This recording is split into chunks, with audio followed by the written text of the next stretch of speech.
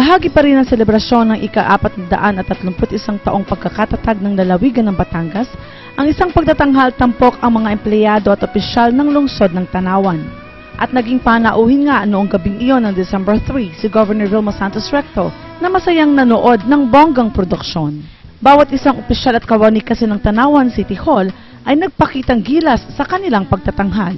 At naging bida syempre ang ina ng lungsod ng Tanawan na si Mayor Sonia Torres Aquino. At hindi rin mapapantayan ang kanilang saya dahil nakasama nila si Governor V upang ipakita ang kanilang talento at napakagandang produksyon. Ginanap naman noong December 6 ang mass graduation ng mga barangay functionaries matapos silang sumailalim ng 3 araw na training para sa Vigilance for Safe and Disaster Resilient Communities.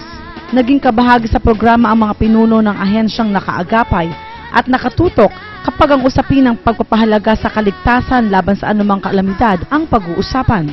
Kabilang dito si na Director Josefina E. Castillo, ang Regional Director ng DILG-4A, Police Senior Superintendent Ronald Santos na representante ni General James Melad ng Regional Office ng PNP 4A. At Director Vicente Tomazar, ang Regional Director ng Office of the Civil Defense. Kasama naman ni Governor V sa okasyong ito ang kanyang kabiyak na si Senator Ralph Recto upang ipakita sa mahigit na 5,000 graduates ang kanyang pagkilala at pasasalamat sa mga sakripisyong kanilang ginagawa sa ngalan ng paglilingkod. At gagan na malalo ang buhay ng mga Batanggenyo at ng Pilipino basta tayo magtulungan at pagsama-sama. Muli, maraming salamat. Merry Christmas to all of you in advance. I look forward to seeing you again. Thank you very much. Mabuhay ang Batangas, mabuhay ang Pilipinas, and may God bless all of you. Maraming salamat po sa inyo. Samantalang sa mensahe ng ating gobernadora ay kanyang nabanggit ang ganito.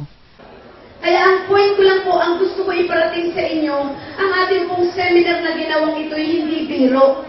Kasi kahit kami po dito, sa pamamagitan po ng ating Provincial Disaster Risk Management Committee ay nakahanda. Hindi namin maaabot ang kaduluduluhang barangay. Tama po ba?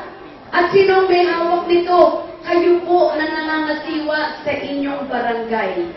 Kapag hindi po tayo nagkaroon ng tamang plano, tandaan po niyo, sasabihin ko, ito'y totoo. Pag walang tamang plano na makasagip ng ating po mga kababayan pag dumarating ang kalamidad, ang kapalit po nito'y buhay ng tao. Umaasa po ako sa tulong ninyo sa kaligtasan ng Batanggenyo at may God bless us all. Mabuhay ang Batangas! Mabuhay ang Batanggenyo! Mabuhay ang Pilipino! Mabuhay po tayong lahat. Magandang umaga. Sa pagtatapos ng programa, ipinagkaloob sa mga graduates ang kani-kanilang Certificate of Participation. Araw naman ng Biyernes noong ganapin ang Voices, Songs and Rhythms Grand Finals sa Gym 2 ng Tanawan City. Punong-puno ang nasabing venue at halatang super excited ang lahat na masaksihan ang greatest performances ng mga grand finalists ng junior at main portion. Bukod pa sa pag-aabang sa mga bisitang artista at mga sikat na mga awit at kompositor. Naging host ng programa si Venus Ra at Vice Ganda. Nagbigay ng mensahe si Sir June Dihan na siyang utak ng programang ito mula pa nung ito ay nasa lungsod ng Lipa. Kayo po lahat ay malugod namin tinatanggap dito po sa Tanawan at sana po ay magiging kayo. Maraming salamat sa inyo lahat. Nagpasalamat naman si Mayor Sonia sa pagtitiwala ng gobernadora para maging host city ng Alae Festival 2012. Lahat po ito ay ating utang na loob sa ating Governor Vilma Santos Recto na siya po ang talagang nag-conceptualize ng Alae Festival. Salamat po sa inyo lahat at maganda po muli. At ganun din naman ang pasasalamat ng ating mahal na gobernadora sa lahat ng suporta ng Tanawan sa isang linggong selebrasyon. Good evening to each and everyone. Magandang gabi po sa inyong lahat. To all of you, please enjoy the show. Good luck sa lahat po ng ating mga contestants. Good luck sa mga magpe-perform mamaya ng mga leaders ng Batangas. And again, from the bottom of my heart, to all our friends, from the music industry, to Venus, and of course to Vice Ganda, and to all of you Batanggenyos, and again, Tanawan, maraming salamat. Maraming salamat po at pagpalainawa tayo ng Panginoon Diyos. Good evening and enjoy the night!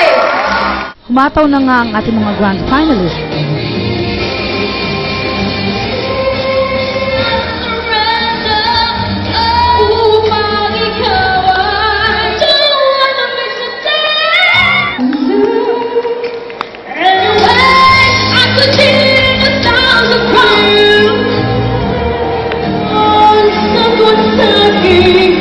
Ngunit hindi naman nagpatalo ang mga iginagalang na mayors sa isang production number.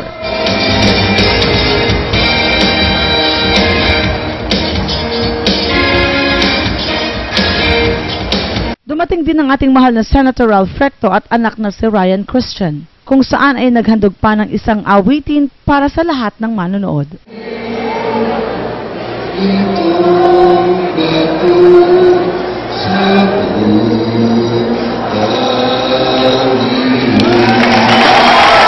Tinanghal na champion ng junior portion si Pauline Agupitan mula sa lungsod ng Lipa at champion ng main portion naman si Maria Michelle Ann Adahar mula naman sa bayan ng Alitagtag.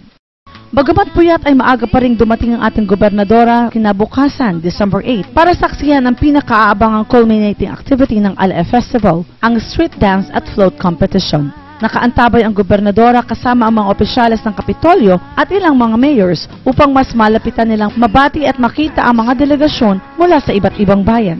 Naging makulay at buhay naman ang presentasyon ng bawat competing municipalities, bagay na nagpahanga sa gobernadora at nagpahirap naman sa mga hurado noong araw na iyon. Masaya ring nanood at naging kabahagi si Regional Director Luella Hurilla ng Department of Tourism. Sa mensahe ng gobernadora ay nabanggit niya ang ganito. Lahat po kayo'y winners na, pero kailangan lang ay mayroon masabing third, second, and first. So, second, first, and champion. So again, to all of you, this is our last day. Maraming salamat po, and ngayon ang araw po ni Mama Mary, December 8. At the same time, pagkakatatag po ng ating lalawigan ng Batangas.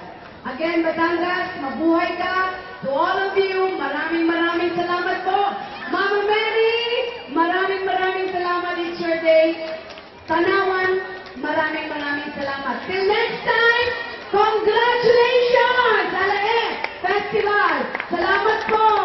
Sa huli ay tinanghal na Best Float ang bayan ng Calacat, Best in Costume ang bayan ng Santo Tomas, Best in Street Dance ang bayan ng Calacat, at Best in 5-Minute Dance ang Santo Tomas. Ang aktibidad na ito ay pinangunahan naman ng Provincial Tourism Office sa pangunguna ni Miss Emily Katigbak at Miss Chona Andal. At ang lahat ng ito ay naganap kasama ang ating mahal na gobernadora noong nakaraang linggo.